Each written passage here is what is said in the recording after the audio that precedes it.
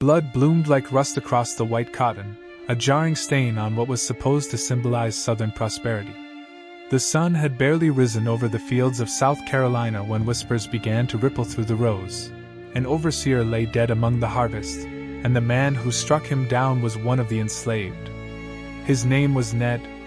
To the planters, he was just another shadow bending under the weight of a cotton sack. But beneath the stooped shoulders and calloused hands lived something far more dangerous. A mind that refused to surrender, and a spirit that had quietly counted every lash, every insult, every stolen moment of dignity. What drives a man, stripped of freedom and stripped of hope, to finally choose defiance over survival? Why would Ned risk everything, his life, his soul, in one desperate, irreversible act? This is not just the story of blood on cotton. It is the story of the unbearable weight of silence, and the moment that silence shattered. It happened in the 1820s, deep in South Carolina's cotton country, when one man who had nothing dared to believe he still had something left to lose. Ned's earliest memories were not of warmth or wonder, but of movement, constant, disorienting, and never of his own choosing. He was born on the margins of South Carolina's lowcountry, though no one could say exactly where. Birth records did not exist for children like him. Their beginnings were treated like the tally of livestock rather than the arrival of a human soul. He belonged to someone before he even understood the concept of belonging, a child already bound by the invisible chains of property. He remembered being small enough to fit on his mother's hip, and yet she was often pulled away before the dawn bell, her body claimed by the fields. Sometimes she came back, sometimes she did not. By the time Ned was old enough to walk, he was also old enough to work, carrying water jugs to older hands bent over cotton, sweeping out smokehouses, feeding animals that lived better than the people who tended them. His world was a patchwork of orders, punishments, and fleeting moments of stolen laughter among the other children who would also one day become laborers. Childhood, as most know it, was never an option. It was merely the waiting room before the work began. By 8 or 9, Ned was sold off, separated from what remained of his family. The transaction was brisk. No ceremony, no farewell, just a number exchanged for coins in a ledger. He was taken inland, deeper into the plantation belt, where cotton fields stretched wider and wider than the horizon. There, he joined hundreds of other enslaved men, women, and children under the command of an overseer whose word carried the weight of law and the threat of the whip. It was on this plantation that Ned's name began to blur, because here, names didn't matter. Only production did. Life on the plantation followed the rhythm of forced labor. The day began in darkness, long before the sun, when a horn's mournful wail would snake through the cabins like a warning. Everyone rose, stiff and sore, muscles still aching from the day before. They filed into the fields in silence, heads bowed, the dew chilling their bare feet. The cotton plants seemed almost beautiful in the early light, but the beauty was deceptive. Each boll had sharp edges that tore through skin as fingers worked fast to keep pace. Blood was common. Bandages were not. The overseer rode horseback along the rows, watching for hesitation. A missed handful, a pause to stretch a cramp, could earn a lash. And the lashes weren't just punishment, they were performance. They reminded everyone, including the youngest boys like Ned, that their pain meant nothing in the calculus of profit. He saw grown men collapse under the sun, saw them dragged away and replaced before their bodies cooled. He saw women beaten while carrying children in their bellies. The fields were merciless, and the system that built them even more so. For Ned, the physical suffering was one thing, sharp, immediate, and almost predictable.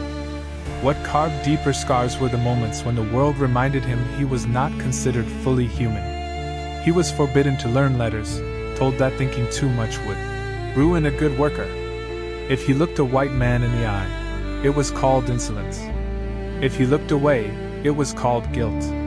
He lived in a maze of impossible rules designed to keep him small, invisible, and afraid.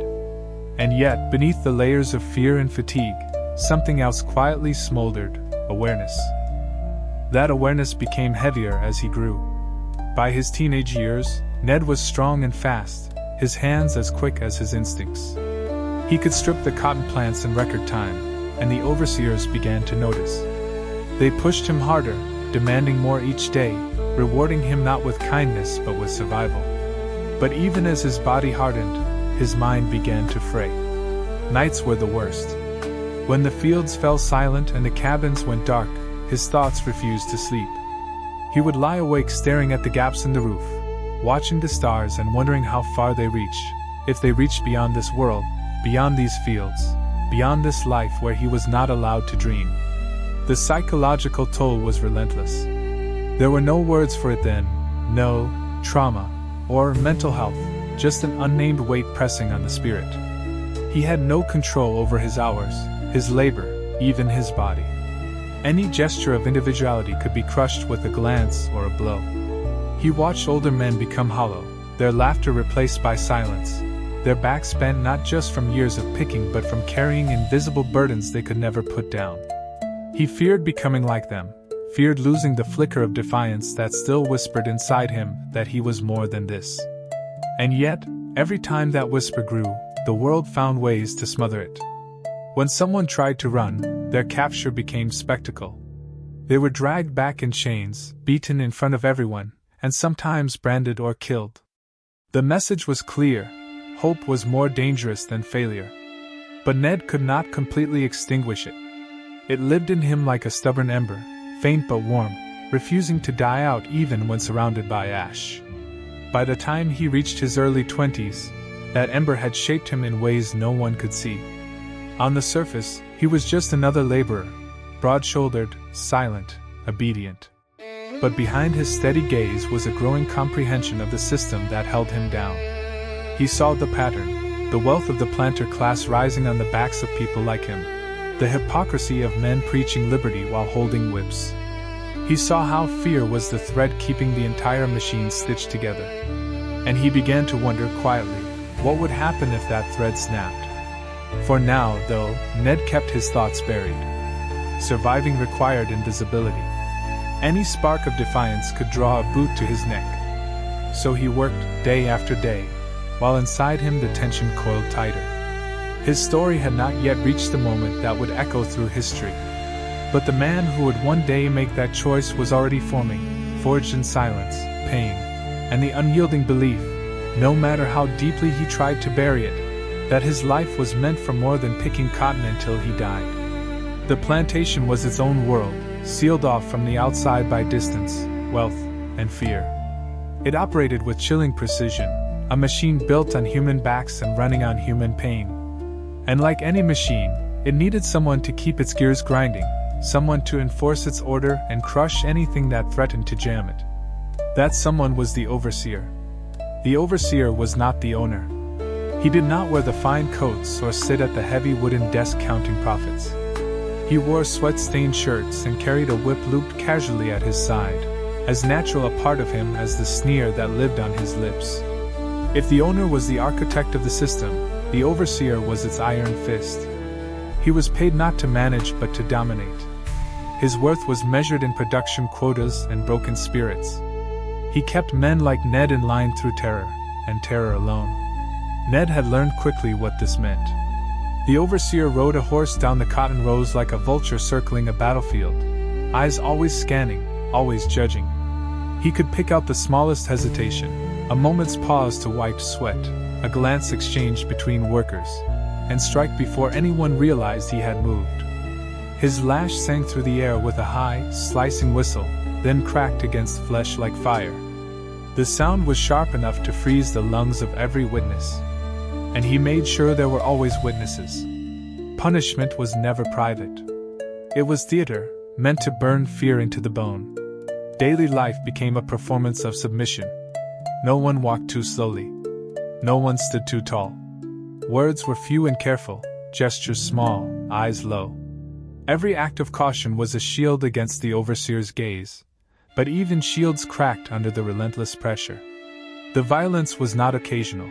It was a constant presence, like the sun or the dust. Men were whipped for missing quotas, women for speaking out, children for crying when their hands blistered. One boy not much younger than Ned had once fallen asleep standing from exhaustion. The overseer beat him until his legs would no longer hold him, then had him dragged to the fields anyway. Mercy was not part of the system. Fear was. And yet, even fear can grow thin when stretched too far. Over the years, Ned began to see something the overseer could not. He saw how cruelty dulled minds but also sharpened them in strange ways. People whispered in the shadows, tiny murmurs that darted like mice. Between the cabins, they shared scraps of news from other plantations, stories of escapes, rumors of revolts. The overseer tried to stamp out such talk, but whispers are like smoke. Beat them down in one place, and they rise somewhere else. Ned listened more than he spoke.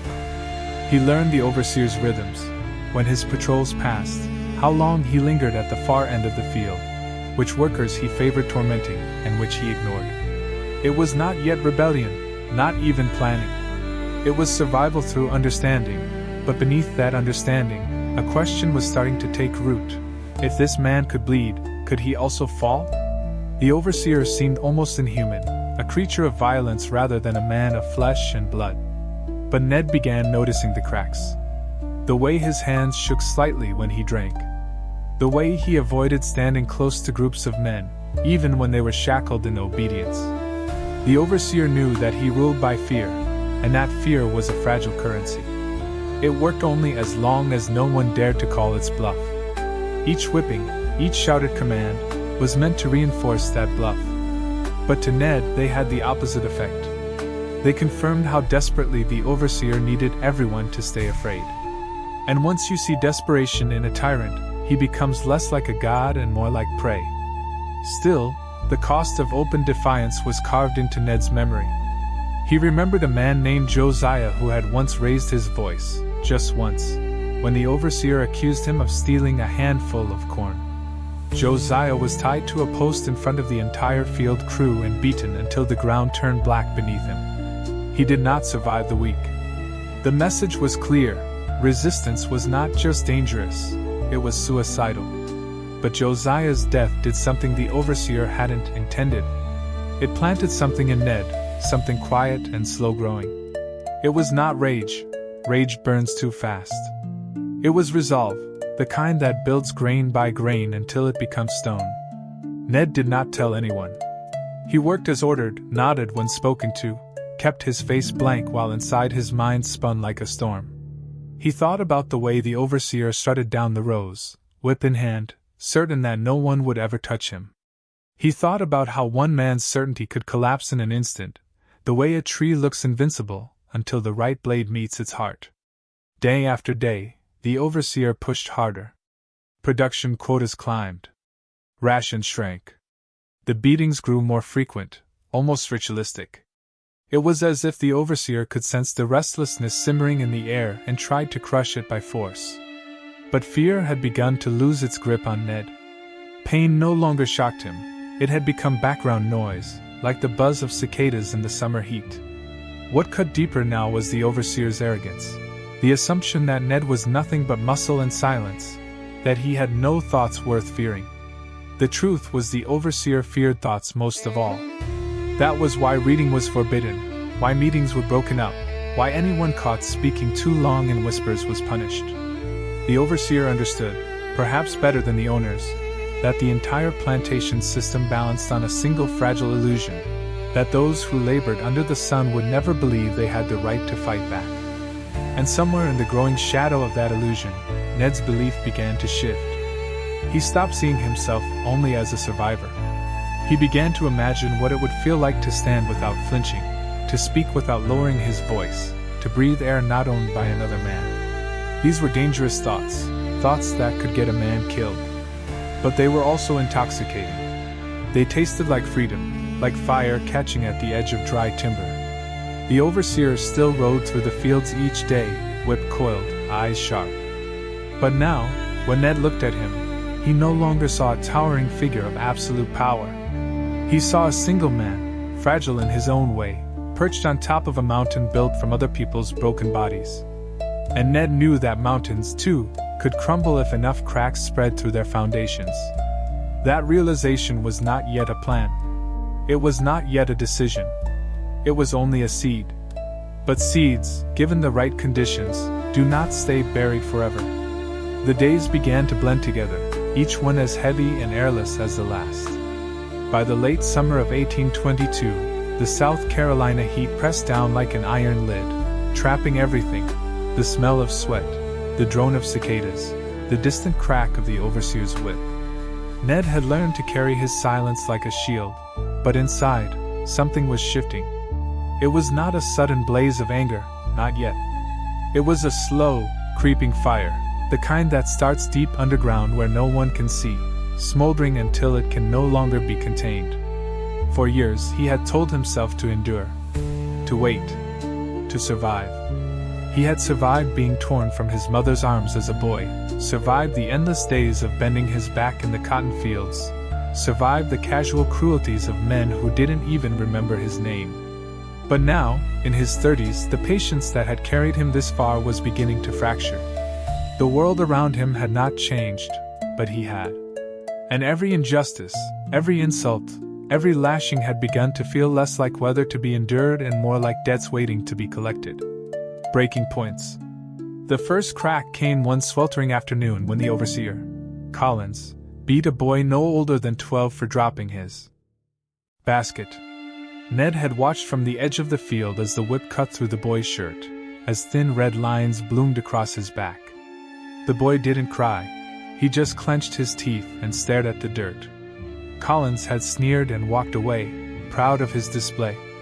That night, while the others whispered prayers for the boy's healing, Ned sat alone under the cypress trees and stared at the moon. Something inside him twisted. It was the first time he realized he could not forgive. Then came the death of Liza. She had been one of the few sparks of warmth left on the plantation, a soft-voiced woman who sang old songs in the dark. When she grew too sick to work, they left her in the field until she collapsed. No doctor, no mercy. They buried her in a shallow grave by the creek, and by morning the overseer had already reassigned her cabin. That night, Ned could not sleep. He lay awake listening to the night insects, and thinking, they don't even see us as people. We are tools. And when tools break, they are thrown away. The final breaking point came when Collins ordered Ned to whip another man, a friend of his named Samuel, who had stolen a handful of dried corn from the storehouse. Ned refused. Collins had smiled thinly, taken the whip himself, and struck them both. The welt on Ned's shoulder burned for weeks, but the deeper wound was invisible. That day, something in him snapped cleanly. He no longer felt fear. He only felt clarity, cold and sharp. Secret planning. From that moment on, every hour he spent picking cotton was also spent calculating. He could not speak of it to anyone. The walls of the cabins had ears, and betrayal was often just desperation wearing a human face. But in his mind, Ned began building a map of routines, of vulnerabilities, of exits. He studied the overseer's habits, how Collins always drank himself to sleep in the loft after supper, how he carried the keys to the armory on a leather strap at his belt, how he trusted the dogs more than the men.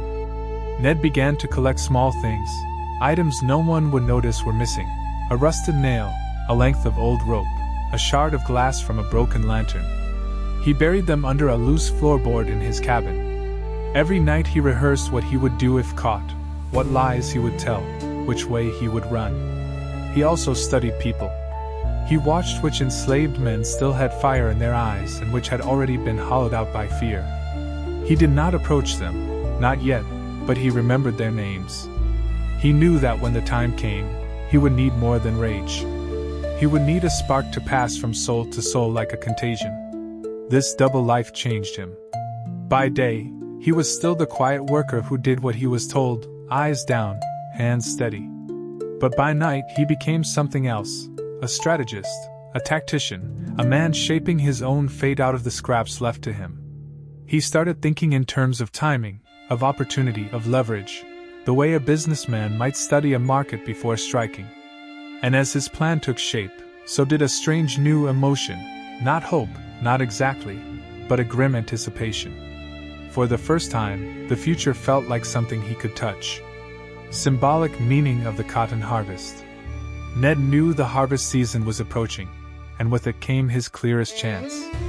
The cotton fields were the beating heart of the plantation's economy, the reason for all the chains and blood. During harvest, every able body was pushed to its breaking point, working from the first blue hint of dawn until the stars came out. The overseers were exhausted, stretched thin. Even the dogs grew too tired to bark. It was the only time of year when the machinery of oppression ran so fast it risked tearing itself apart.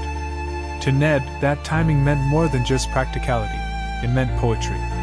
If he was going to strike, it had to be then, when the white bolls of cotton were thick on the branches like clouds, when the symbol of their labor and suffering filled every horizon. Cotton had been the instrument of their torment. If blood was to be spilled, it should stain the very thing that had fueled their misery. He imagined it sometimes, late at night, the rows of white bursting with color as if the earth itself had decided to bleed. He knew the risk was almost certain death. But to die striking back, on the day they most depended on his submission, would be a kind of victory no whip could erase. And so, as the summer days grew shorter and the first whispers of harvest reached the fields, Ned's fury hardened into resolve. Each fiber of cotton he plucked felt like a thread in the rope he would one day pull around the overseer's throat. Each breath he took in that heavy, humid air carried the taste of coming fire. The world still saw him as a silent, obedient man. Only he knew that inside, he had already crossed the line and could never return. The waiting was the hardest part. But Ned was no longer the man he had been. He was becoming something else entirely. Something the system had never accounted for. A storm building on the horizon. The air on that morning felt different. It was September of 1822, the height of the cotton harvest, and the fields stretched white and endless beneath a pale sky. The sun had not yet climbed above the pines, but the humidity already clung to the skin, heavy and electric, as if the world itself sensed something about to break. Ned woke before the horn, lying on the rough boards of his cabin floor, staring into the darkness. His heart was steady. He had expected fear, but instead he felt an eerie calm, like the silence just before a thunderclap. The day began like any other. The men and women shuffled out to the fields, baskets slung across their shoulders, hands already raw from weeks of picking. Overseer Collins barked orders from horseback, his voice sharp as iron nails. The dogs trotted at his stirrups, tongues lolling, eyes watchful. No one spoke. They moved like ghosts through the rows of white, bending, plucking, standing, bending again. But inside Ned's mind, each motion was part of a countdown. Every fiber of cotton he dropped into his basket brought him one breath closer to the moment he had dreamed about in secret for months. The day of the killing. By midday the sun had turned brutal, burning down from a cloudless sky. Sweat slicked every back, soaked every collar. Collins dismounted to walk the rows, checking baskets, cuffing shoulders, lashing his whip against the stalks just to hear the crack. Ned waited. He had chosen this moment with surgical precision, when fatigue dulled Collins's instincts. When the men were scattered far enough apart that no one could stop him but close enough to see. He wanted them to see. At the far end of the field stood a rusted plow blade left leaning against the stump. Ned had hidden a length of sharpened iron beneath it the night before, slipping out while the others slept. Now, as Collins stooped to inspect a basket, Ned's hand closed around the weapon inside his own. It was just a short machete, its edge black with old oil, but it felt like holding lightning. Method and moment. It happened faster than thought. Collins straightened, frowning at some imagined flaw in Ned's basket, and opened his mouth to speak. Ned stepped forward and swung. The blade caught Collins at the base of the neck. The sound was wet for him. Collins dropped to his knees with a strangled gasp, his whip falling from his hand. For an instant the entire field seemed to freeze. The dogs stared, silent. The cotton plants swayed in the faint breeze, as if nothing at all had changed. Then Ned struck again. And again. The calm inside him shattered into something bright and unstoppable. Collins's body crumpled sideways into the cotton, his blood soaking the white bolls in a dark bloom. Ned could hear his own breath, harsh and wild, but nothing else, not the birds, not the rustle of leaves, not even the voices of the others. The world had gone silent around him. When the overseer's body finally lay still, Ned stood over him, chest heaving, hands slick with red. The machete trembled in his grip. He had imagined this moment so many times, but reality was stranger, emptier, than he had expected. He felt no triumph, only release, like unclenching a fist he hadn't known he'd been holding for 10 years. But he was not finished. He knew Collins's death alone would not be enough to break the fear that ruled this place. So he turned toward the nearest horseman, a junior overseer named Miller, who had frozen halfway down the row. Miller's hand twitched toward his pistol, but hesitation cost him. Ned lunged before the man could aim. The machete ripped across Miller's arm, then his chest, and the pistol clattered into the dirt. Miller stumbled back, screaming, as the other enslaved men began to stir, their eyes wide, mouths open in disbelief. Immediate aftermath.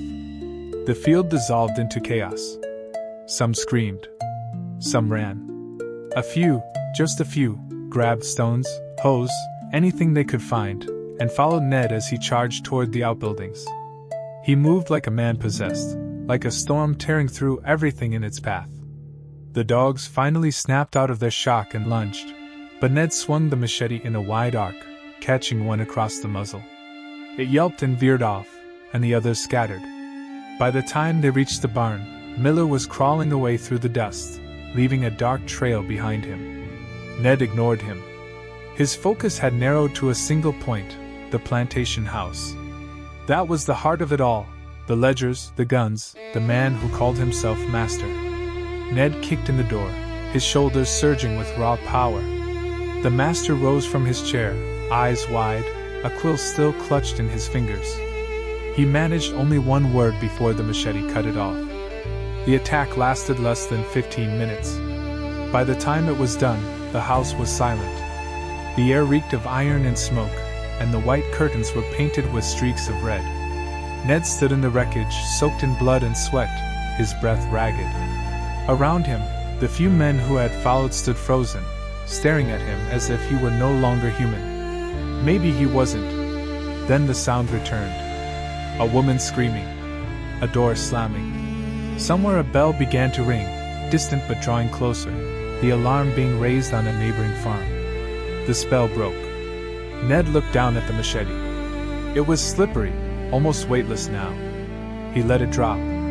It hit the floorboards with a dull thud, and the silence that followed was worse than the noise. He turned and walked out of the house, past the bodies, past the cotton fields glowing ghostly white under the afternoon sun. The other men parted to let him through. Some reached out, almost touched him, then pulled their hands back as if from fire. Their faces were unreadable, fear, awe, grief all braided together. No one spoke. By the time he reached the edge of the woods, the shouts were swelling behind him, angry and panicked, the sound of horses being saddled. But Ned didn't run.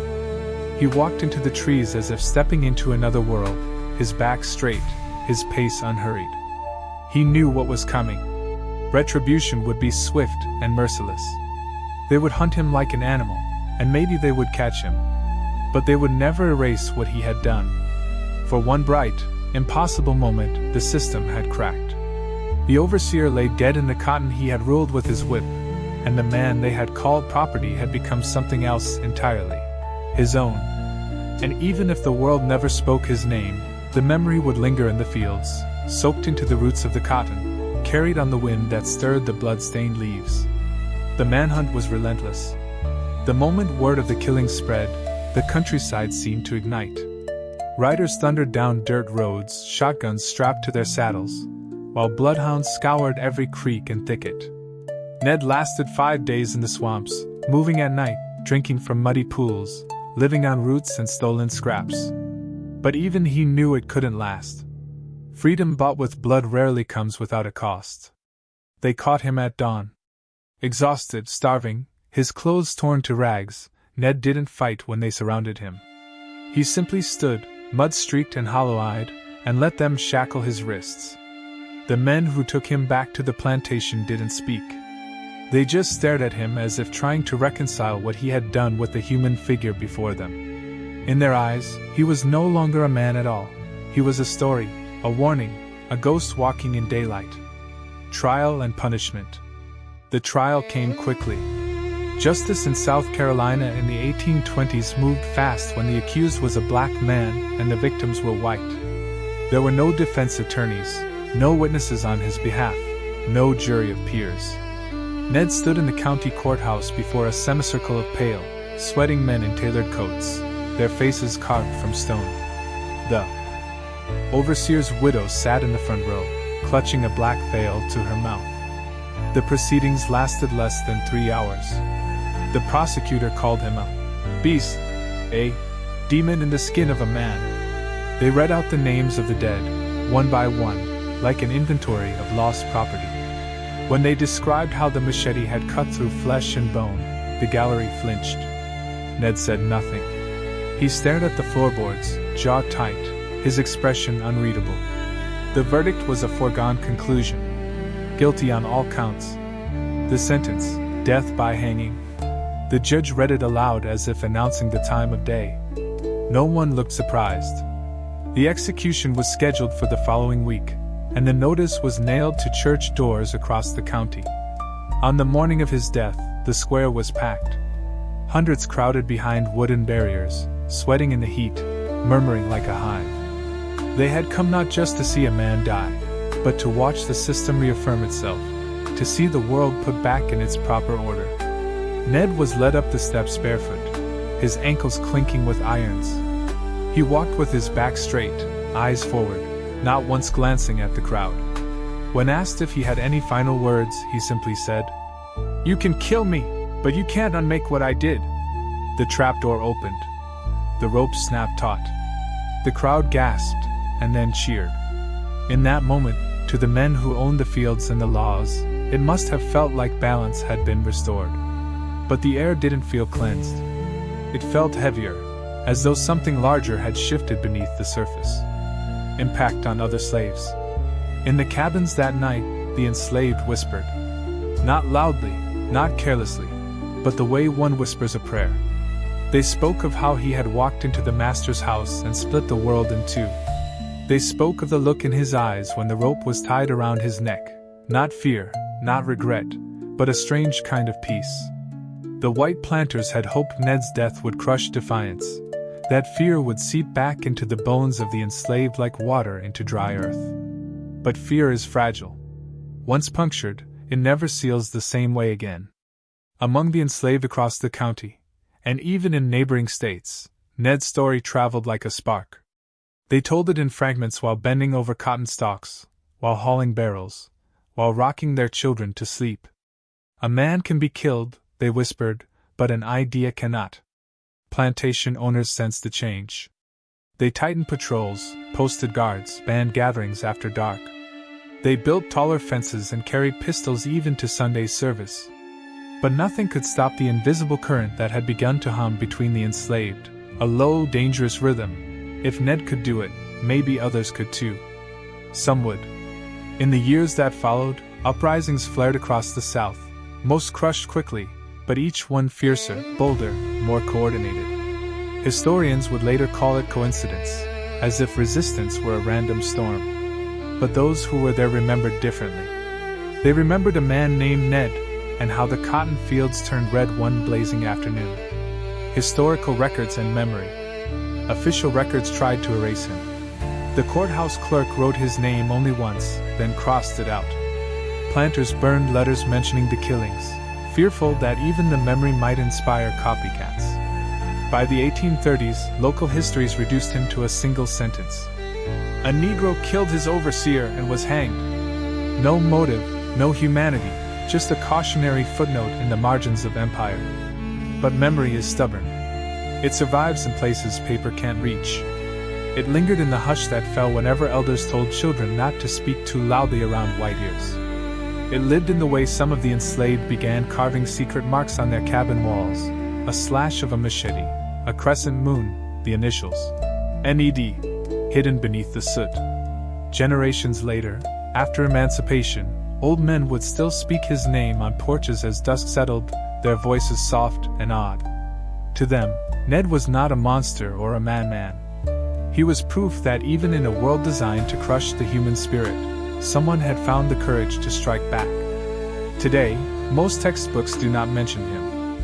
There are no statues, no plaques, no street signs bearing his name. But if you walk the land where it happened, the same sun-baked fields still planted in cotton, you might feel something lingering. A weight in the air. A quiet defiance in the rustle of the stalks. History often belongs to the victors, but legacy chooses its own soil. Ned's may be buried deep, hidden beneath centuries of silence, but it endures. Not because of what he destroyed, but because of what he proved possible, that even the most controlled system can crack, and even the most invisible life can leave an unerasable mark. And for those who still feel trapped in their own invisible cages, by systems, by expectations, by fear, his story carries a whisper across the centuries: you are not powerless. As the echoes of Ned's final act fade into the distance of history, what lingers is not just the sound of a machete slicing through the darkness of oppression, but the sharp reminder that freedom has always been bought with impossible choices. For the enslaved, justice was never offered. It had to be seized, often at a cost so high it defied human comprehension. Ned's rebellion was not the work of a hero in shining armor, but of a man crushed beyond endurance, who decided that silence would no longer define his life. In that moment, he became both executioner and symbol, a man who shattered the illusion that slavery could suppress the human will forever. History rarely remembers men like Ned with statues or parades. Instead, it leaves their names etched faintly in brittle court records, in whispers carried down through generations, in the uneasy silence of places where they once stood. And yet their stories matter.